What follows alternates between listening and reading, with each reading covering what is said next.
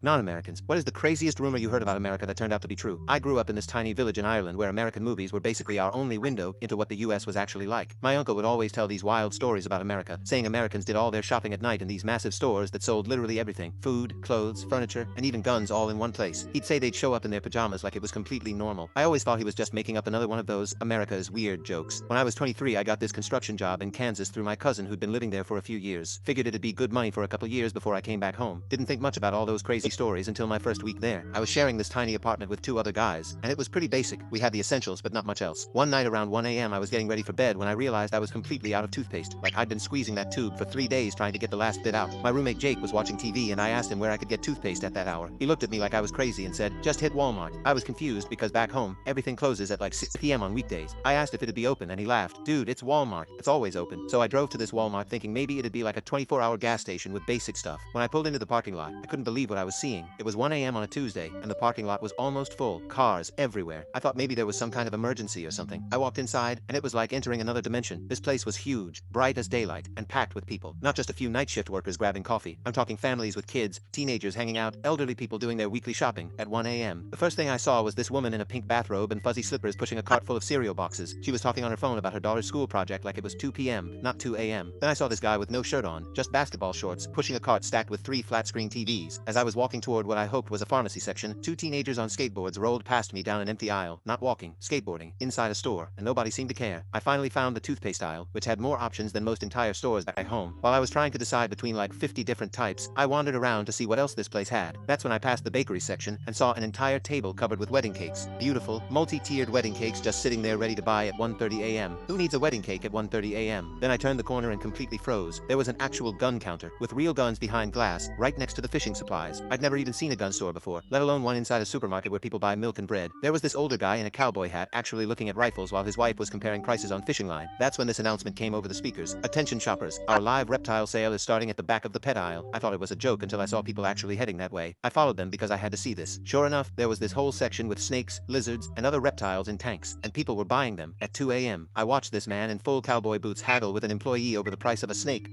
at 2 a.m. in a store where I came to buy toothpaste. The whole time I'm walking around, more weird stuff kept happening. A mom with 3 kids was letting them test out bicycles in the toy section. There was this couple having what looked like a serious relationship talk in the furniture section, sitting on a display couch. Someone was grilling hot dogs at a food stand inside the store. By the time I finally made it to check out with my toothpaste, it was 2:30 a.m. The cashier, who looked like she'd been there all night, asked me if I found everything okay with the same enthusiasm you'd expect at noon, like this was all totally normal. As I walked back to my car, I realized my uncle hadn't been joking at all. The Walmart at night thing wasn't a rumor or an exaggeration. It was real. It was absolute chaos, and somehow everyone acted like it was just another Tuesday.